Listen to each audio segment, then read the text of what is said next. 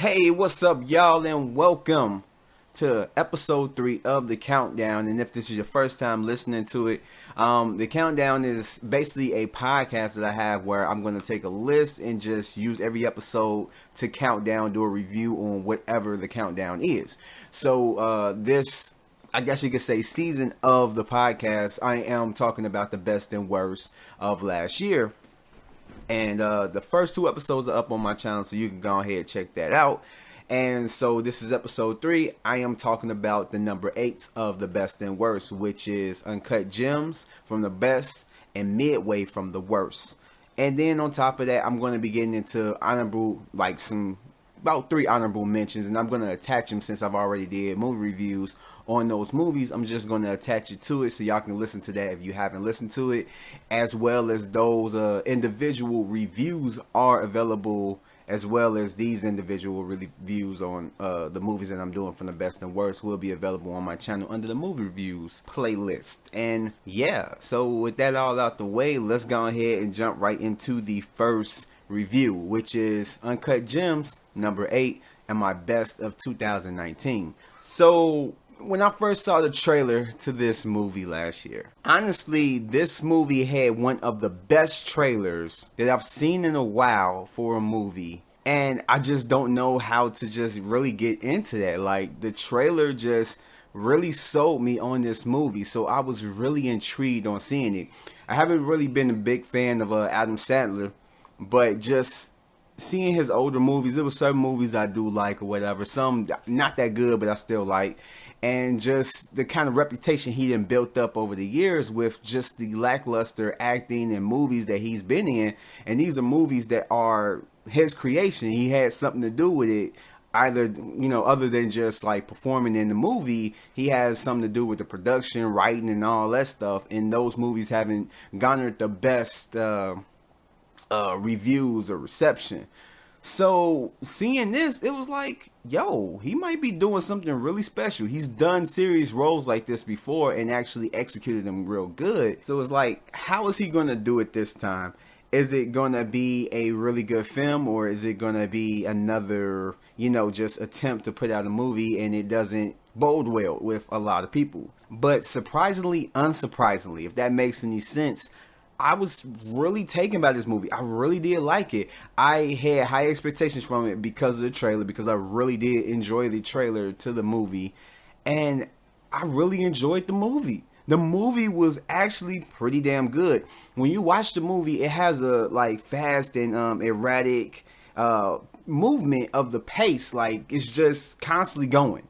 And it's kind of like relating to just how the story is with the characters, because the main character that Adam Sandler is playing, he's a person where his life is constantly on the move. He's constantly doing something. He constantly has to do this, constantly has to do that. And his life is fast paced. He go from one place to the next, to this place.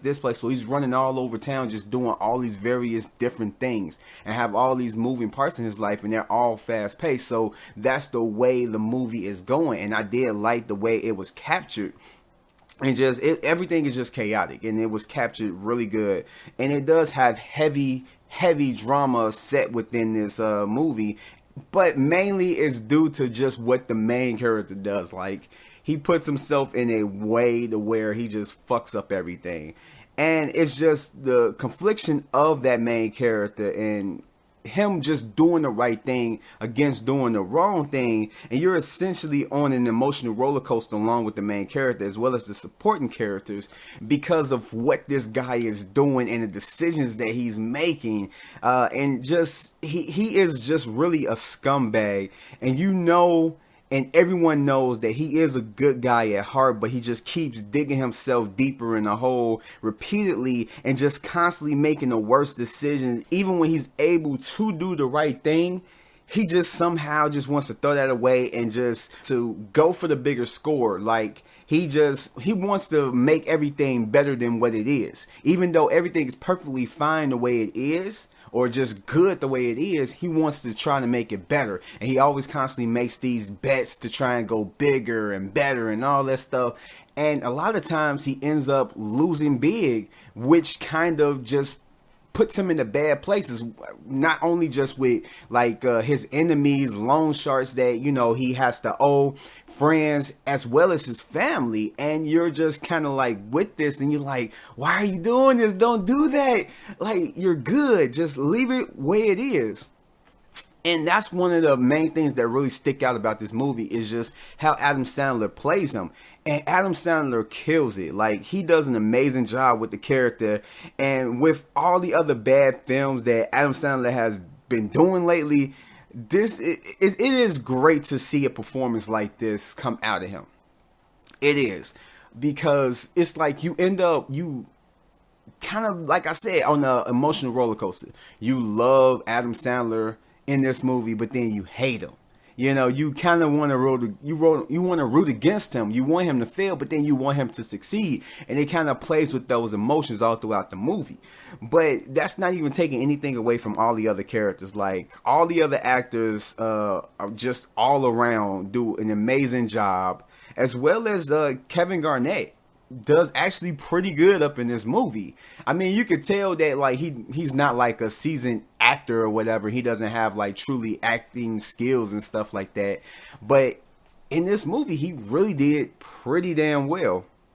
And I love the tone of it. And like I said, just the craziness of the whole film. And I was like, after I seen the movie, I'm like, this shit was really good. Especially just the way it ended. I'm not going to give it away, but I did like the way it ended. It was a crazy, emotional filled movie that I think if you haven't checked it out, definitely you should go ahead and check it out. Especially in quarantine, this would be a perfect time to rent the movie or whatever and just watch it. You would not regret it, because it is an amazing film and it's one of the best that Adam Sandler has done. And so with that review done, let's go ahead and get right into Midway. So what is there to say about Midway? I went into it not really expecting too much, leaving it just let down with the experience that I had with the movie. So this movie is a period piece, and it takes place in World War II, and it's not one of the better war films. It really isn't. Like, if you want to see a better war film, you probably have a better chance of checking out 1917 or just Saving Private Ryan or movies like that. I mean, shit, even even like Pearl Harbor. You probably have a better movie experience with that. Because this movie, it just does bad on so many levels. For one, it's a failure at balancing all of its characters. It has so many storylines with different characters individually. Some of them meet up, but they had their individual struggles, and it tries to like go through each of them, like how they would do up in like a TV series, but they have multiple episodes to where they can like flush out each storyline. So they could spend one episode maybe on storyline 2, and then the main storyline kind of threads all through it, but you can spend individual episodes worrying about storyline 3, storyline 4, storyline 2 again, and this and that, and you know, go that route.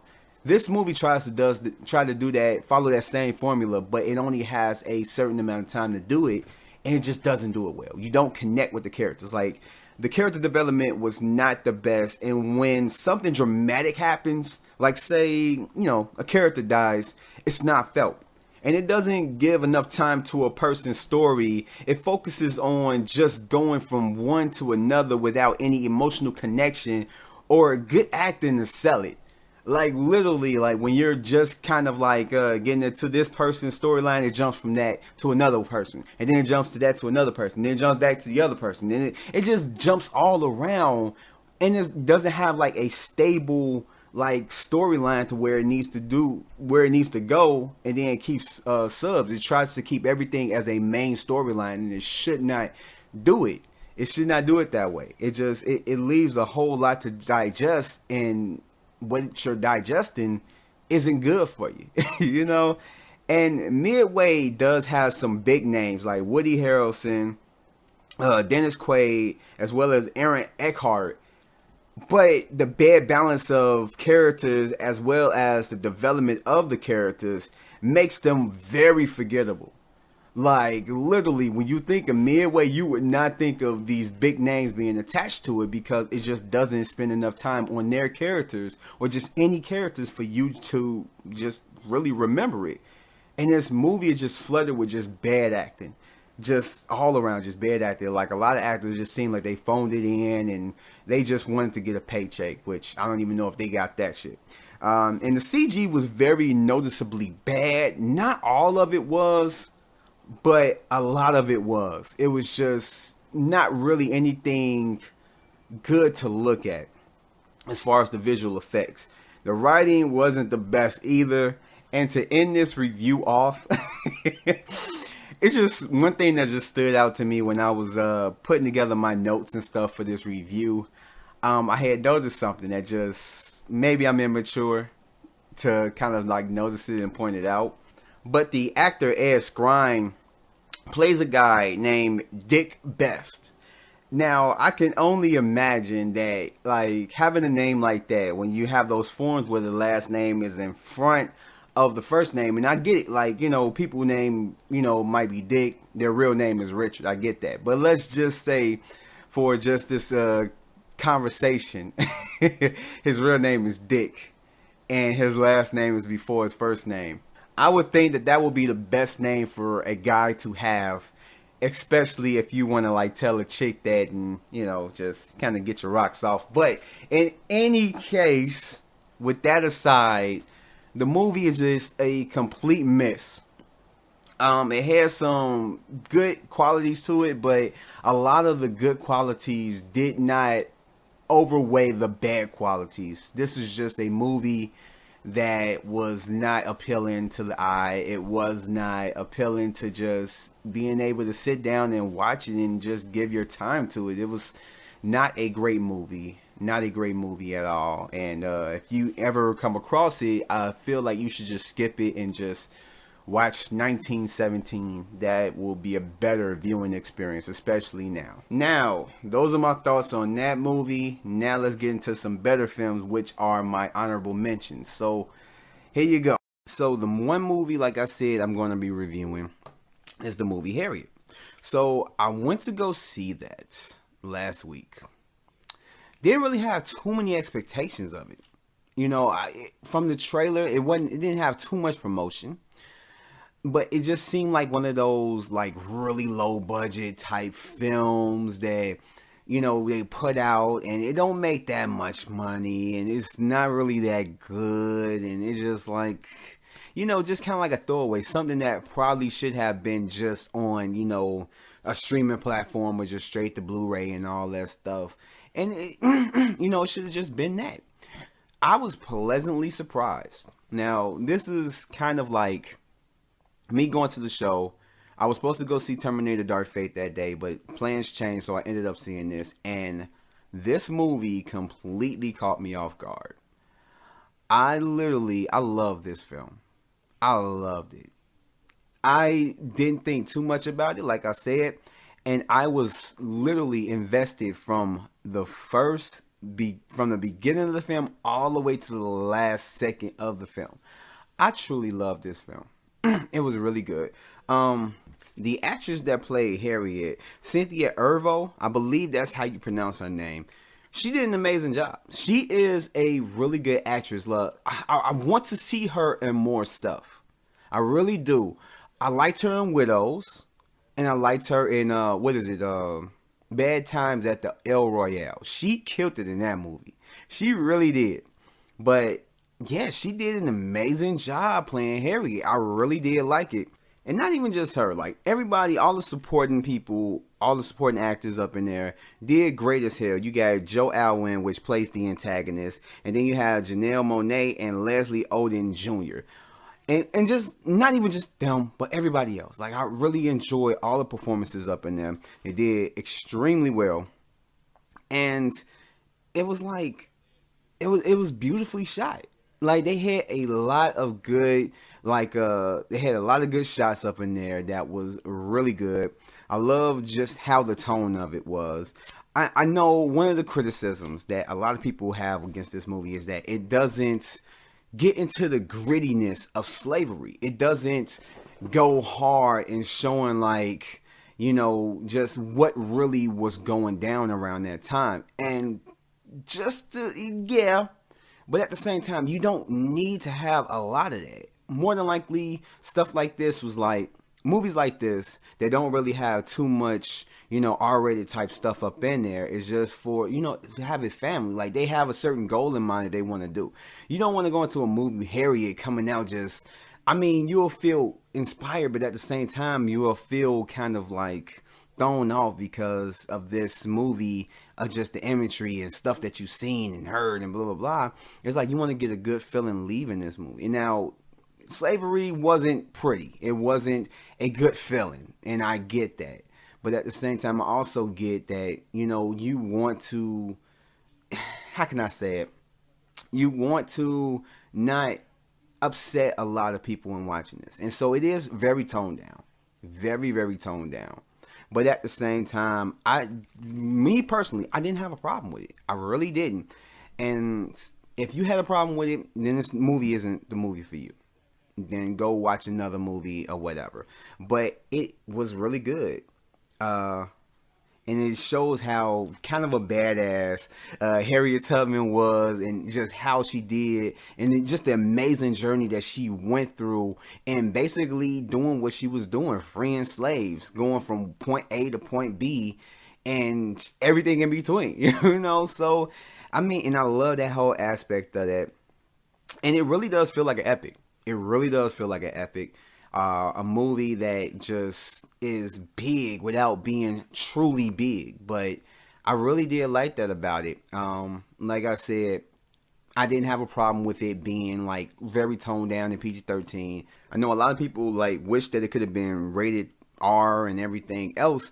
But despite that, I really did like it. I really did. And at the end of the day, that's what's really important. You know, if you're going to go see a movie, you don't want to spend your hard-earned money watching a movie that you don't really enjoy. And then just on the side of that, if you have like me, AMC Stubbs A-List, you don't want to spend your time, you know, watching a movie that isn't that good. And for me, personally, I really did like it. And everybody I talked to said it was really good. This person said it was really good and everything else. And I agree. I tend to agree. And I enjoy everything about it. And like I said, it's really, really toned down, but I don't care. Like, you know, I'll give it a 9. I'll give it a 9 rating. I didn't really find a crazy amount, anything wrong with it. I'm not one of those people that's like, this didn't happen. They didn't do this. They didn't portray that right. They didn't do this and all that stuff. As a movie, I enjoyed it. I love its significance and everything else and everything that they were trying to do with this movie. And I don't care. I really did like it. I really did like it. So yeah, Shazam, I got to see it 2 weeks earlier before it actually comes out. And just to get it all out the way, this movie was fantastic.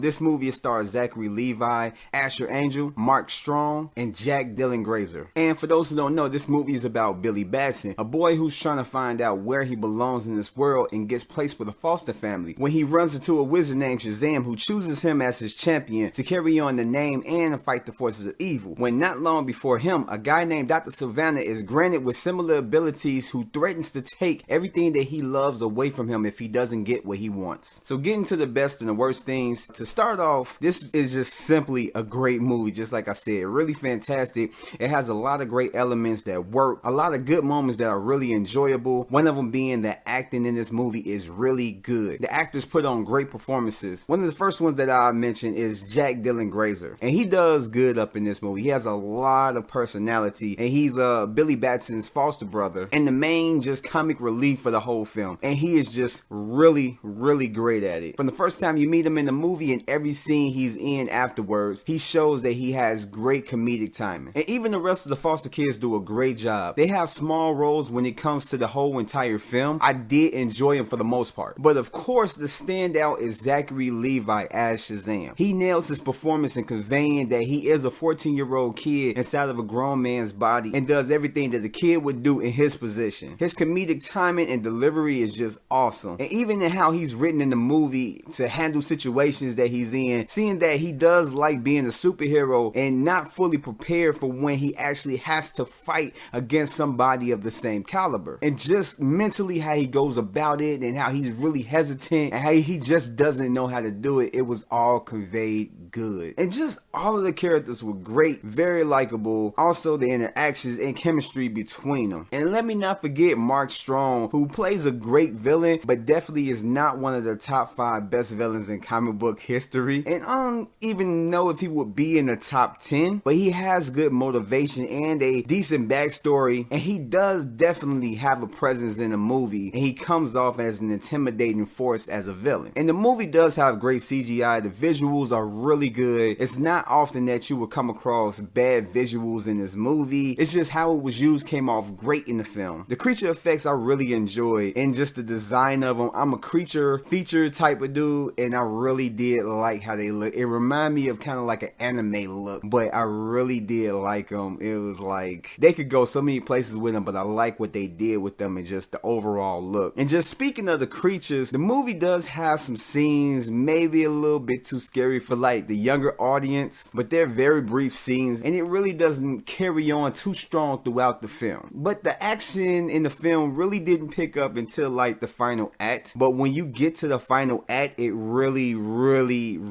is incredible. The last fight had something unexpected, but it made it better than it probably would have been, and I appreciated that for it. And of course the humor works for it. It does have a lot of heart, and it really is a crowd pleaser. And it does have some points in this movie where it is repetitive as far as him being a superhero and trying to figure out what that means and trying to make sense of it. But as far as the story, it does make sense, and it's understandable that those moments are needed for the big payoff at the end. But in conclusion, this film is worth checking out. From just the action, the humor, the characters, the acting, the feel and tone, and the visuals, this is a great addition to the DC BVS universe and helps put the DC movies right back on track and brings hope to future films. It's definitely worth a second viewing for myself personally, and it definitely is worth the ticket price, and I give this a 9 out of 10.